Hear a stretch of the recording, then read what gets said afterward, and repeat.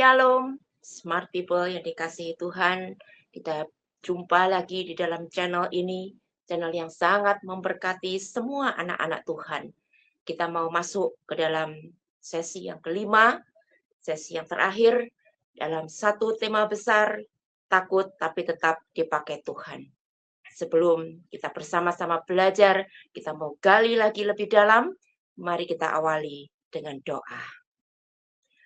Bapa Surgawi, kami bersyukur kepadamu Tuhan, Engkau sangat baik kepada setiap kami. Sekarang Tuhan, saatnya kiranya Engkau mengurapi hamba-Mu, hamba yang sangat terbatas ini Tuhan, hamba tidak mampu menyampaikan sesungguhnya, tapi biarkanlah semuanya hanya berasal yang daripada Engkau saja Tuhan. Biarlah Engkau sampaikan kepada semua anak-anak-Mu, smart people yang Kau kasihi Tuhan. Sehingga setiap kami ini Tuhan, ketika menghadapi apapun dalam kehidupan kami, maka kami boleh menjadi kuat. Kami boleh mendapatkan roh keberanian dan keperkasaan yang daripada-Mu ya Tuhan. Karena hari-hari ini tidak mudah buat kami. Tapi kami tetap dengan iman percaya bahwa kami percaya tangan-Mu itu selalu memegang setiap kami. Engkau mengurapi setiap kami, Kau jamah hati kami Tuhan pribadi lepas pribadi. Sehingga kami boleh mendengarkan isi hati-Mu. Kami boleh tangkap semua firman menjadi rema yang kuat dalam kehidupan setiap kami. Karena Engkau Allah yang kami percaya, Allah yang besar, pencipta langit dan bumi. Terpuji-puji nama-Mu senantiasa Tuhan. Di dalam nama Tuhan Yesus, kami berdoa, kami siap terima pesan-Mu. Haleluya. Amin.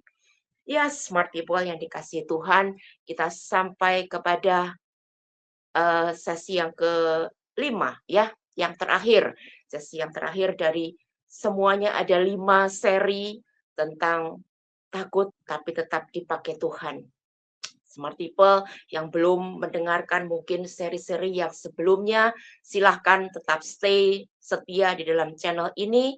Nanti semua kiranya saya berharap 5 sesi ini semua, 5 seri ini bisa menjadi berkat yang lengkap untuk memberkati setiap kita.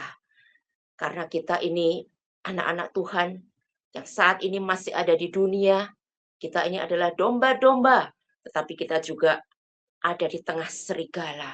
Maka kita harus selalu berdoa, selalu waspada terhadap segala apapun yang sangat mungkin ada di hadapan kita.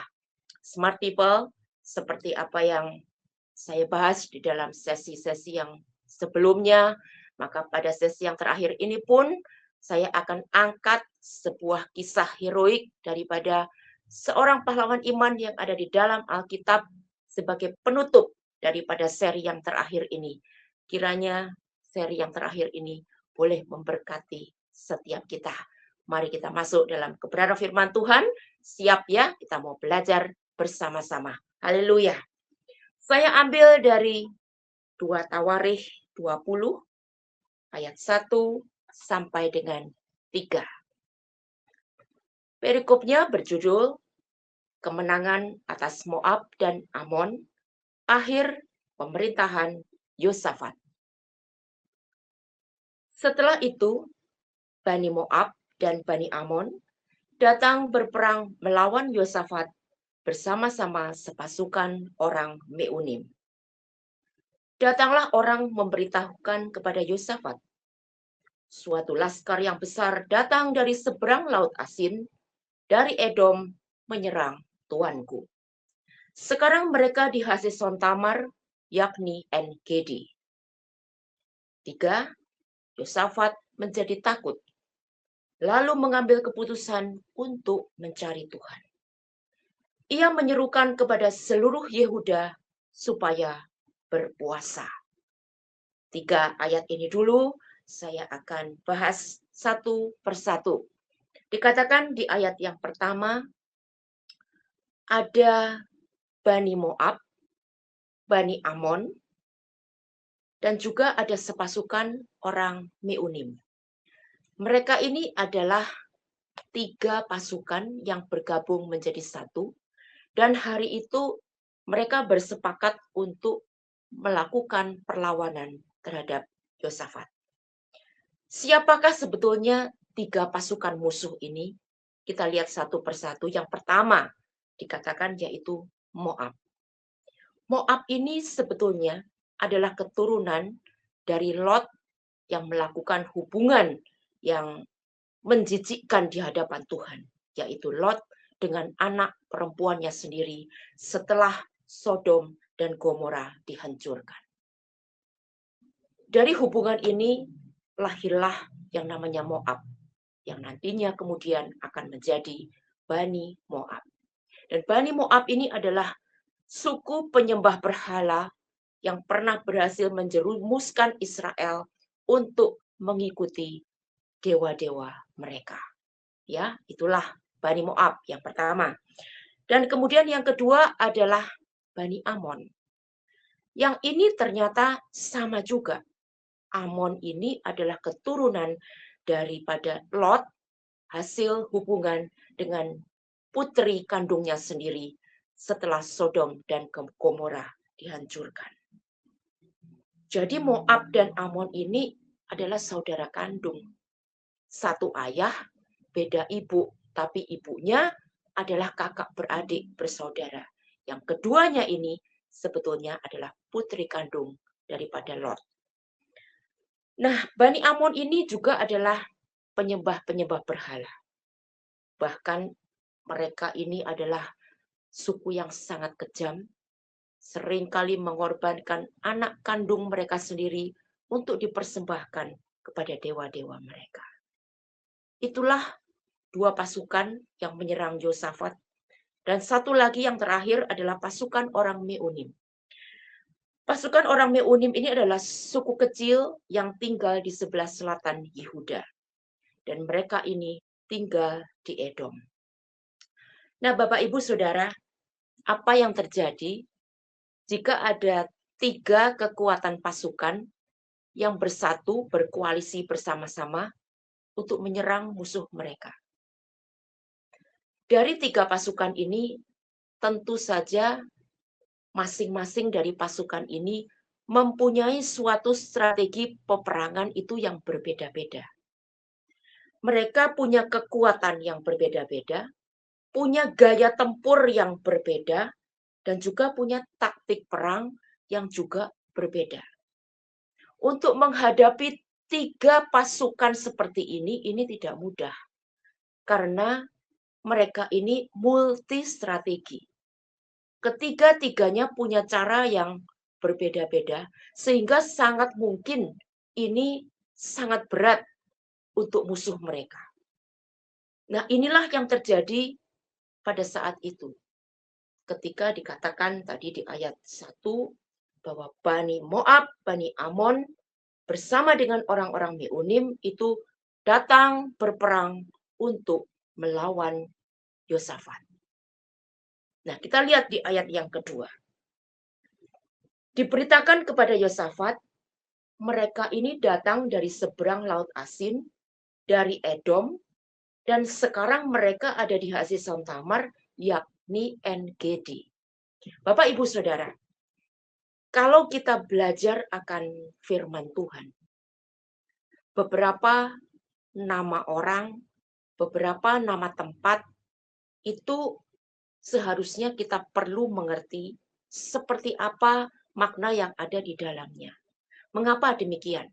Karena kalau kita tidak paham, kita hanya baca secara sepintas, kita tidak akan bisa membayangkan, merasakan bagaimana seorang Yosafat yang hari itu dia adalah seorang pimpinan daripada bangsa Israel, di mana dia sebagai pimpinan, dia sangat bertanggung jawab akan keamanan dan kesejahteraan daripada rakyatnya.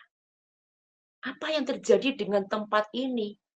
Apa yang terjadi dengan En-Gedi? Karena disebutkan tadi, mereka sudah ada di En-Gedi. Dan nanti di ayat 3 kita akan melihat bahwa ketika Yosafat mendengar kabar itu, dia menjadi takut. Sekarang kita lihat En-Gedi ya. En-Gedi ini secara geografis tempatnya itu adalah sebuah oase di tepi barat Laut Mati. Dan En-Gedi ini ternyata adalah satu bagian di wilayah Yehuda. Artinya, musuh ini sudah bukan lagi di luar Yehuda, tetapi mereka sebetulnya sudah ada di dalam wilayah Yehuda. Jadi mereka ini sudah dekat sekali, bahkan dikatakan eh, tempat ini adalah dekat dengan tempat pemukiman. Bisa dibayangkan, Bapak, Ibu, Saudara, ketika musuh itu sudah dekat sekali dan mereka ini sudah dekat di tempat pemukiman. Betapa seorang pemimpin seperti Yosafat pada saat itu, dia pasti merasa gentar, dia pasti merasa kacau, karena ternyata musuh ini sudah begitu dekat dengan tempat pemukiman rakyatnya. Musuh sudah masuk di dalam wilayah Yehuda, dan itu adalah sebuah posisi yang sangat strategis untuk menyerang. Hanya tinggal sejangkauan saja, maka musuh itu akan sudah benar-benar menguasai wilayah Yehuda.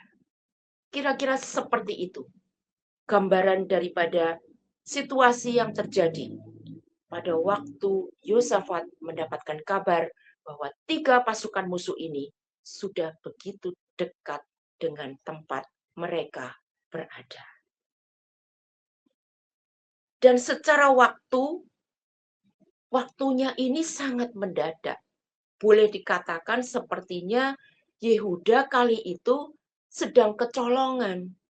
Jadi tanpa terdeteksi sebelumnya, tiba-tiba musuh itu sudah dalam jumlah pasukan yang besar, 3 pasukan berkoalisi bersama, dan tiba-tiba mereka sudah ada seolah-olah di depan pintu mereka. Kita bisa bayangkan betapa takutnya Yosafat, betapa takutnya Israel pada waktu itu. Secara persiapan, pasti mereka tidak ada persiapan. Mereka tidak ada persiapan apapun karena mereka tidak pernah tahu musuh itu datang menyerang mereka. Gabungan 3 kelompok pasukan dengan multi strategi, waktu yang sangat mendadak, jumlah pasukan yang cukup besar, dan posisi yang sangat strategis yang tiba-tiba sudah ada di dalam wilayah Yehuda. Semua poin ini seolah membuat Yosafat seperti tidak bisa dan mustahil untuk bisa memenangkan pertempuran. Apa yang bisa kita dapat dari cerita ini? Ketika kita menghadapi sesuatu, Bapak, Ibu, Saudara, bahkan sering kali bukan hanya satu masalah, bukan hanya 2 masalah, bahkan bisa 3 masalah datang bersama-sama dalam kehidupan kita. Seperti 3 pasukan Moab, Amon, dan Meunim yang bersama-sama menyerang Yosafat. Mungkin ada masalah dalam hal kesehatan. Ada lagi masalah dalam hal ekonomi. Ada lagi masalah dalam keluarga. Yang semuanya itu terjadi pada waktu yang sama di dalam kehidupan kita. Sebagai manusia, tentu saja mungkin kita juga punya perasaan yang sama seperti Yosafat. Yosafat menjadi takut. Dan bahkan masalah-masalah itu tidak pernah diinfokan terlebih dahulu. Kita tidak pernah siap. Tiba-tiba masalah itu sudah ada di depan pintu rumah kita.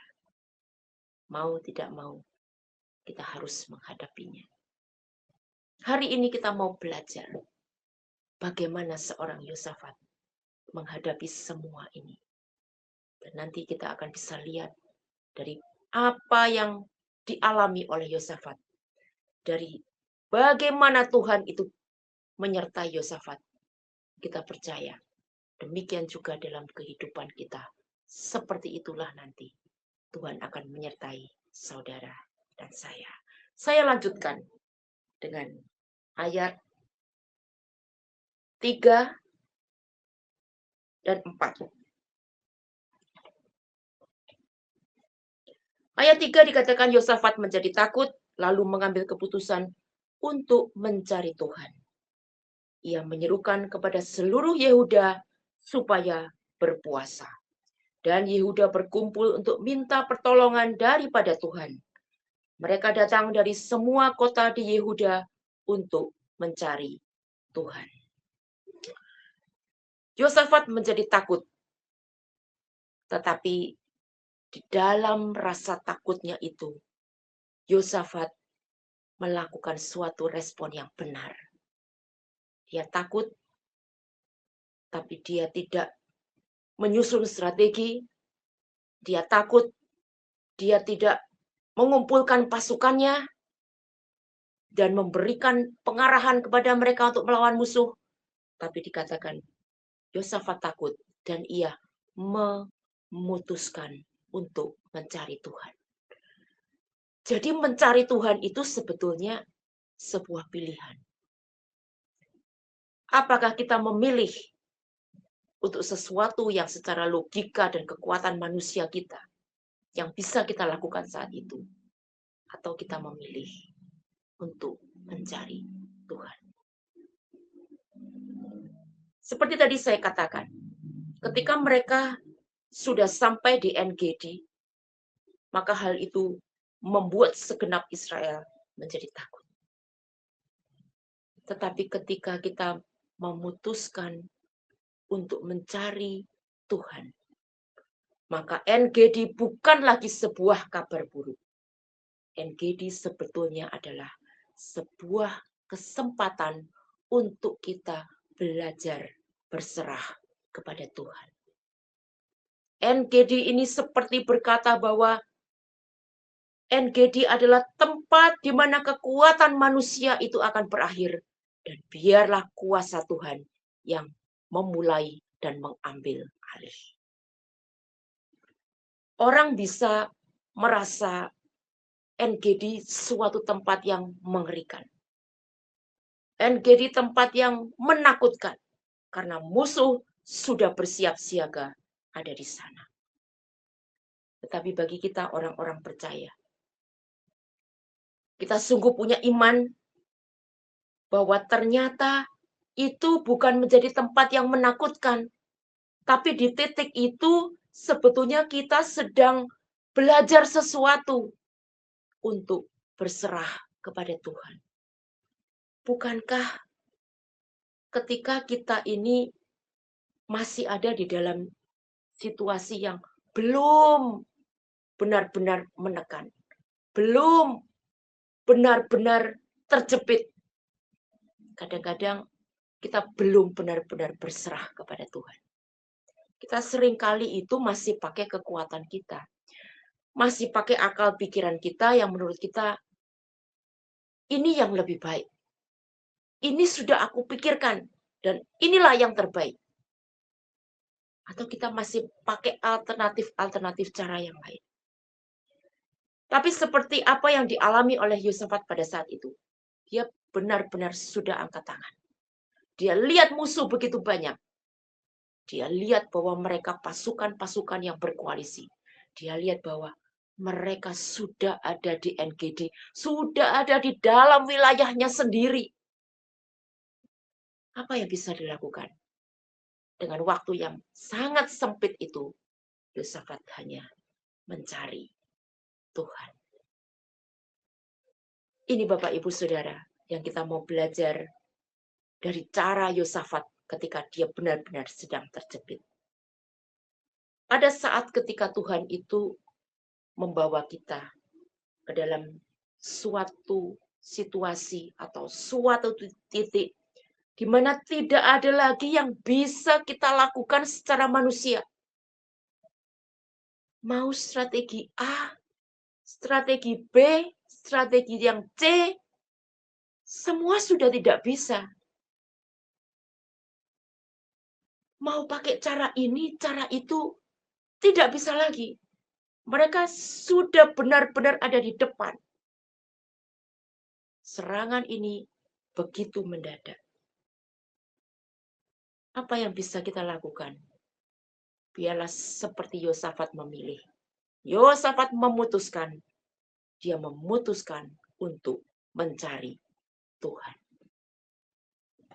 Dan di ayat 4 dikatakan, Yehuda berkumpul untuk meminta pertolongan daripada Tuhan. Mereka datang dari semua kota di Yehuda untuk mencari Tuhan. Saya lanjutkan ke ayat 5. Lalu Yosafat berdiri di tengah-tengah jemaah Yehuda dan Yerusalem di rumah Tuhan, di muka pelataran yang baru. 6. Dan berkata, Ya Tuhan, Allah nenek moyang kami, bukankah Engkau Allah di dalam sorga? Bukankah Engkau memerintah atas segenap kerajaan bangsa? Kuasa dan keperkasaan ada di dalam tangan-Mu, sehingga tidak ada orang yang dapat bertahan melawan Engkau. Di sini kita bisa melihat bahwa Yehuda, Yosafat bersama dengan rakyatnya. Hari itu mereka berkumpul bersama-sama dan mereka melakukan sebuah doa yang sungguh-sungguh dengan berpuasa. Dan bahkan Yosafat berdiri di bait Allah untuk memimpin doa kepada Allah Israel yang hidup. Apa yang mereka doakan di sini? Dikatakan bahwa mereka itu sudah tidak mampu.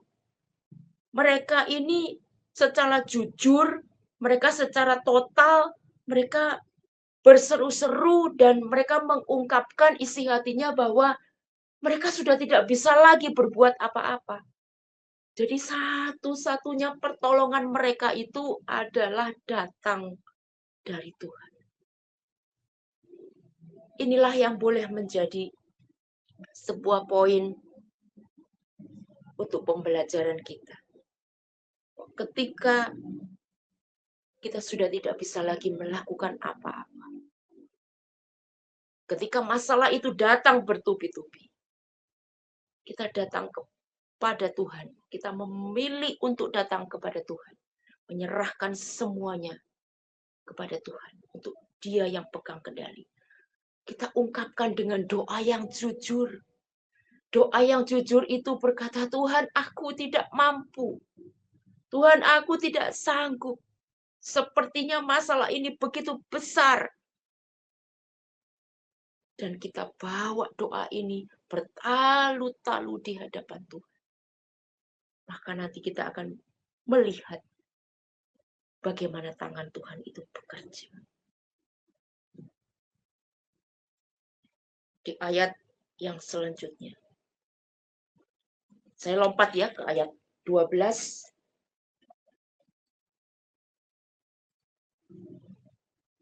Mereka berseru-seru, ya Allah kami, tidakkah Engkau akan menghukum mereka?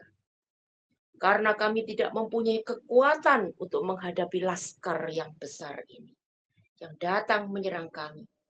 Kami tidak tahu apa yang harus kami lakukan, tetapi mata kami tertuju kepadamu. Inilah sebuah doa yang jujur, Bapak, Ibu, Saudara. Sebuah pengakuan yang benar-benar datang dari kedalaman hati. Sebuah doa yang datang dari hati yang gelisah, mungkin hati yang takut, hati yang resah. Apa yang mereka katakan pada waktu itu? Kami tidak punya kekuatan untuk menghadapi laskar yang besar ini. Kita pun bisa berkata, Tuhan, aku tidak punya kekuatan untuk menghadapi semua masalah-masalah ini yang datang menyerang kami. Dan kami tidak tahu apa yang harus kami lakukan. Kita berdoa dengan segala kerendahan hati. Dengan segala kejujuran yang ada di dalam kita. Kita sudah sama sekali meninggalkan semua kekuatan. Meninggalkan semua logika kita pada saat seperti itu. Dan mereka berkata, tetapi mata kami tertuju kepadamu. Inilah Bapak Ibu Saudara. Kita itu beruntung sekali kita punya Allah yang hidup. Kita itu sangat beruntung. Karena kita tahu ketika mata kita tertuju kepadanya, maka Tuhan itu bukan Tuhan yang tidak peduli kepada kita. Tapi Tuhan itu Tuhan yang melihat bagaimana anak-anaknya itu berseru, mengangkat tangan kepada dia. Dan dia akan bertindak untuk kita. Saya akan lanjutkan kepada ayat 15. Ayat 15 ini adalah perkataan daripada seorang nabi, dia namanya Nabi Yahasiel, yang pada saat itu dia diberikan pesan yang daripada Tuhan untuk disampaikan kepada Yosafat dan orang-orang Yehuda. Dan berseru, camkanlah hai seluruh Yehuda dan penduduk Yerusalem dan tuanku Raja Yosafat. Beginilah firman Tuhan kepadamu. Janganlah kamu takut dan terkejut karena laskar yang besar ini. Sebab bukan kamu yang akan berperang, melainkan Allah. 16. Besok haruslah kamu turun menyerang mereka. Mereka akan mendaki pendakian Sis, dan kamu akan mendapati mereka di ujung lembah, di muka padang gurun Yeruel. 17. Dalam peperangan ini, tidak usah kamu bertempur. Hai Yehuda dan Yerusalem, tinggallah berdiri di tempatmu, dan lihatlah bagaimana Tuhan memberikan kemenangan kepadamu. Janganlah kamu takut dan terkejut. Majulah besok menghadapi mereka. Tuhan akan menyertai kamu. Ini adalah pesan yang dibawa oleh seorang nabi yang pada waktu itu dikatakan dia dihinggapi oleh Roh Allah, dan dia harus menyampaikan pesan Tuhan ini kepada Yosafat dan orang-orang Yehuda. Dikatakan di ayat 15 dan kemudian diulangi lagi di ayat 17 adalah jangan takut. 2 kali perintah ini diulang. Tuhan itu ingin meneguhkan. Tuhan itu ingin supaya orang-orang yang percaya kepada dia itu tidak takut. Maka dikatakan, jangan takut. Tapi yang lebih luar biasa lagi dikatakan bahwa tidak usah engkau bertempur. Tidak usah engkau berperang. Karena Allah lah yang akan berperang untuk mereka. Bapak, Ibu, Saudara, betapa luar biasa ketika Tuhan itu mengetahui kelemahan-kelemahan kita. Ya, Tuhan itu sangat tahu setiap pribadi itu sebetulnya kekuatannya seperti apa. Setiap pribadi itu punya kelebihan, punya kelemahan seperti apa. Ketika mereka menghadapi masalah demi masalah. Dan di sini bahkan Tuhan katakan, aku yang akan berperang untuk melawan mereka. Kalian tidak usah berperang. Tapi aku Tuhan, aku yang akan berperang untuk mereka. Bapak, Ibu, Saudara, ketika kita itu percaya, ketika kita menghadapi sesuatu, kita juga bisa pakai janji Tuhan. Seperti yang Tuhan katakan kepada Yosafat.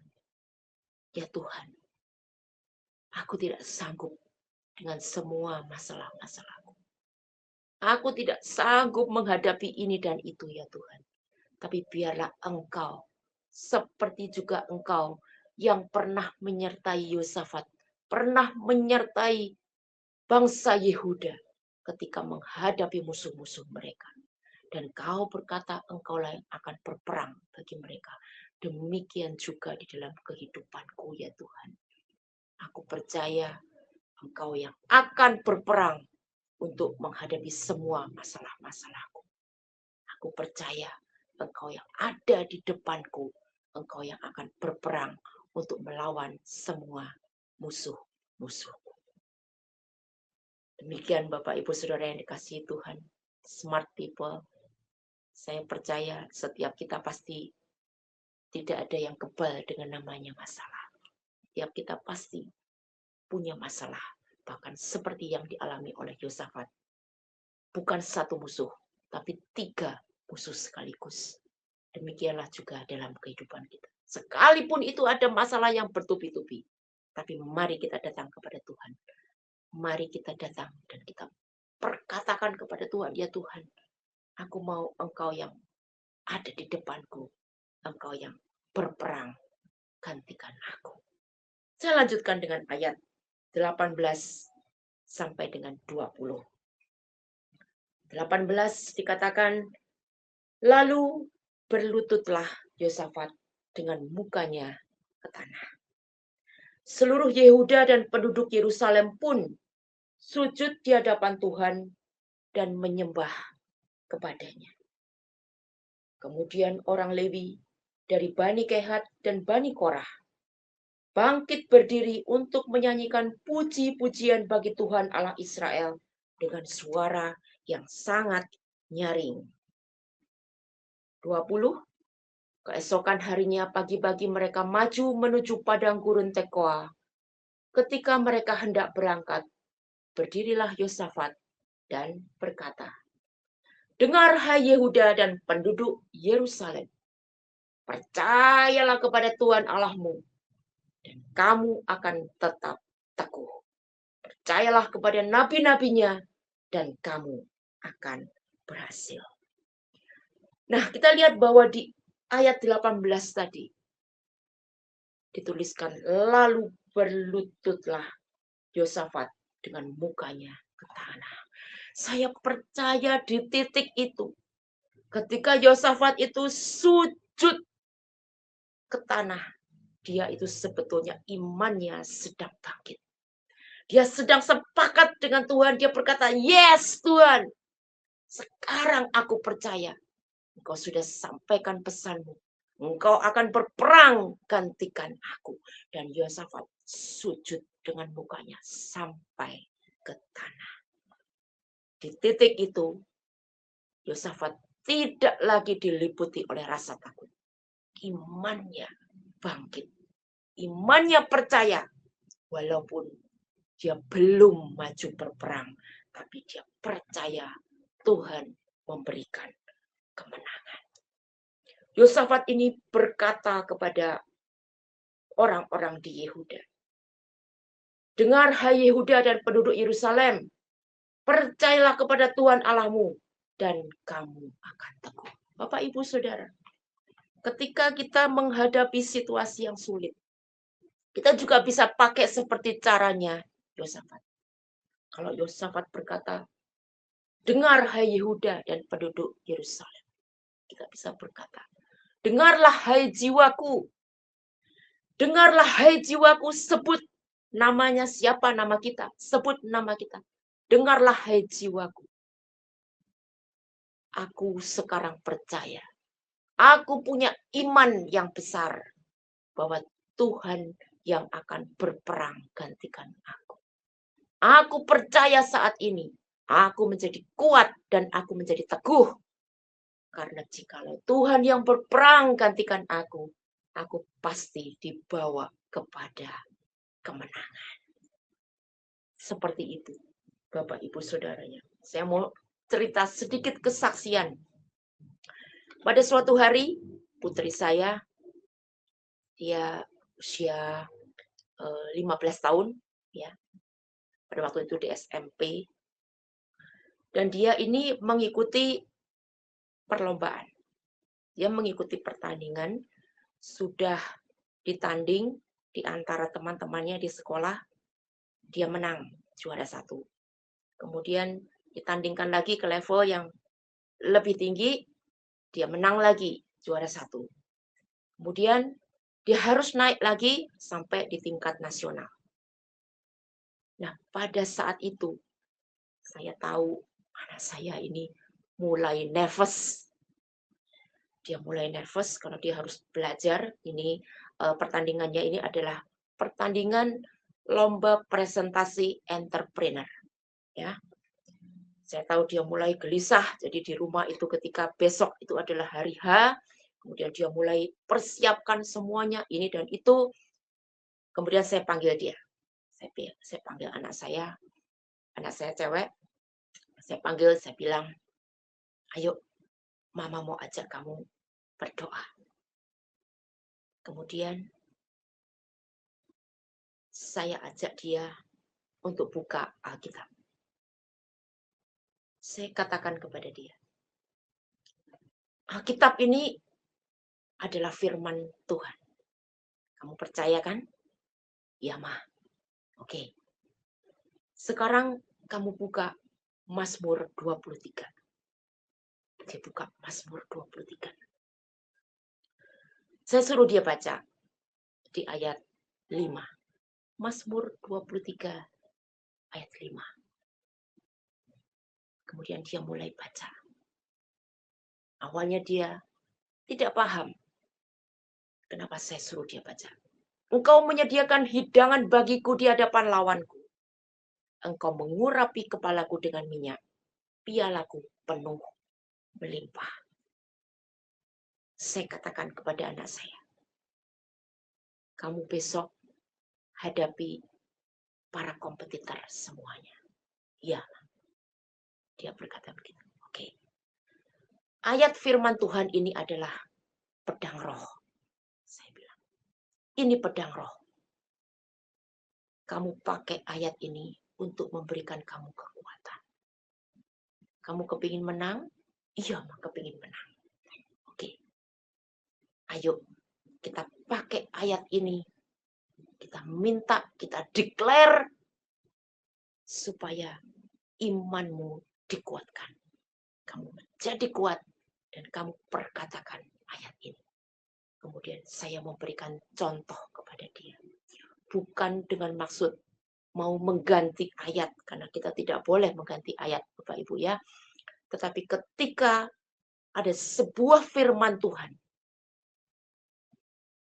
yang ketika kita membaca, maka firman itu seperti melompat, memberikan kekuatan kepada kita.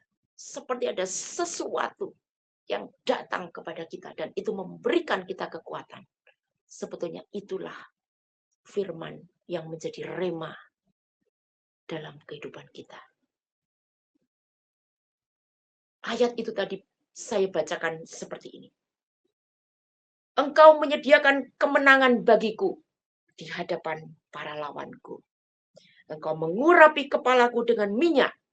Piala kemenanganku penuh melimpah. Waktu saya selesai bacakan ayat ini secara profetik, kemudian anak saya mulai mengerti. Waduh, Ma, ini sesuatu yang dahsyat. Ya, ayo sekarang kamu baca. Tapi harus kamu baca dengan imanmu. Biar ini menjadi sebuah kekuatan. Ini seperti sebuah deklarasi. Ini engkau sedang merobek alam roh. Kamu sedang memperkatakan bahwa Tuhan menyediakan kemenangan bagiku di hadapan semua lawanku. Dan Tuhan mengurapi kepalaku dengan minyak. Piala kemenanganku penuh melimpah. Bapak, Ibu, Saudara, dia begitu bersemangat, dia begitu menyala ketika saya jelaskan tentang ayat ini. Dan kemudian dia bacakan ayat ini berkali-kali dengan imannya. Apa terjadi?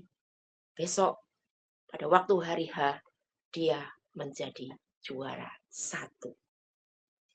Bapak, Ibu, Saudara, saya bagikan ini kepada setiap kita supaya kita juga mengalami kemenangan demi kemenangan.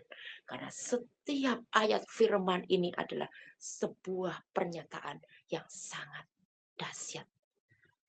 Firman Tuhan ini memberikan kekuatan. Firman Tuhan ini membangkitkan iman kita. Seperti Yosafat. Di dalam ayat 20 ini tadi, kita bisa lihat bahwa Yosafat berdiri dan dia berkata kepada bangsanya, dia berkata, dengar hai Yehuda, dengar semua penduduk Yerusalem, percayalah kepada Tuhan. Dia bisa berkata, percayalah kepada Tuhan. Artinya dia pun sendiri, terlebih dahulu, dia sudah bangkit iman percayanya. Dia sudah bukan Yosafat yang tadi begitu gentar karena menghadapi musuh yang tiba-tiba sudah ada di depan matanya. Ya, saya akan lanjutkan dengan ayat 21 dan 22. Setelah ia berunding dengan rakyat, Yosafat berunding dengan rakyat, ia mengangkat orang-orang yang akan menyanyi nyanyian untuk Tuhan dan memuji Tuhan dalam pakaian kudus yang semarak pada waktu mereka keluar di muka orang-orang bersenjata sambil berkata, "Nyanyikanlah nyanyian syukur bagi Tuhan, bahwasanya untuk selama-lamanya kasih setianya." Saya ulangi sekali lagi. Nyanyikanlah nyanyian syukur bagi Tuhan, bahwasanya untuk selama-lamanya kasih setianya. 22, ketika mereka mulai bersorak-sorai dan menyanyikan nyanyian pujian, dibuat Tuhanlah penghadangan terhadap Bani Amon dan Moab dan orang-orang dari pegunungan Seir yang hendak menyerang Yehuda, sehingga mereka terpukul kalah. Ya, inilah Bapak Ibu Saudara. Jika kita lihat, kita amati. Saya membaca urutan kisah Yosafat ini dari awal tadi sampai di titik ini. Sebetulnya saya itu bertanya-tanya. Saya tidak menemukan bahwa Tuhan itu menyuruh Yosafat untuk bersorak-sorak, untuk membentuk pasukannya, yaitu orang-orang yang menyanyikan nyanyian pujian untuk Tuhan. Sama sekali tidak ada disebutkan di dalam ayat-ayat ini. Tidak disebutkan bahwa Tuhan minta supaya Yosafat itu dan orang-orang Israel untuk memuji-muji Tuhan. Mengapa Yosafat mengambil sebuah inisiatif untuk melakukan praise and worship di tengah-tengah situasi peperangan? Karena sebetulnya ketika tadi saya katakan Yosafat itu sujud sampai ke tanah, Yosafat sudah sangat tahu bahwa di titik itu dia sudah mendapat kemenangan. Di alam roh itu sudah menang karena ada janji Tuhan. Dia tahu bahwa ketika Tuhan berjanji dan Tuhan berkata, "Aku yang akan berperang," maka itu adalah sama dengan kemenangan. Sebagai orang yang percaya kepada Tuhan, sebagai orang yang respect dan hormat kepada Tuhan, Yosafat mempunyai sebuah inisiatif untuk kemudian memuji dan memuliakan Tuhan. Dan bahkan tadi dikatakan, nyanyikanlah nyanyian syukur bagi Tuhan. Sudah bersyukur terlebih dulu, padahal belum perang. Karena sudah percaya Tuhan berikan kemenangan. Jadi sudah disuruh bersyukur. Sudah disuruh bersorak-sorai. Praise and worship. Menaikkan puji-pujian bagi Tuhan. Tidak menunggu menang, baru bersyukur dan memuji. Tapi ini bersyukur terlebih dahulu. Bersyukur, bersorak-sorai, dan memuji Tuhan. Peperangan itu fokusnya adalah musuh. Tapi ketika penyembahan dan pujian, fokusnya adalah Tuhan. Kalau mata manusia melihat musuh, maka yang ada adalah ketakutan. Maka yang terjadi adalah kegentaran. Tapi ketika mata kita tertuju kepada Tuhan dalam pujian dan penyembahan, iman kitalah yang akan bertumbuh. Disinilah kita bisa melihat bagaimana seorang Yosafat yang cinta Tuhan, seorang Yosafat yang takut akan Tuhan, ketika dia sudah tahu dia dapat kemenangan, walaupun dia belum berperang, maka respon hatinya adalah, aku harus memuji Tuhan. Aku harus bersyukur kepada Tuhan. Karena aku tahu kemenangan sudah ada di pihakku. Ketika kita itu memuji dan menyembah Tuhan, sebetulnya apa sih yang sedang terjadi di alam roh?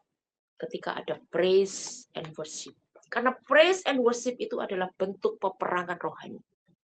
Praise and worship itu adalah sebuah bentuk peperangan yang akan merubah atmosfer.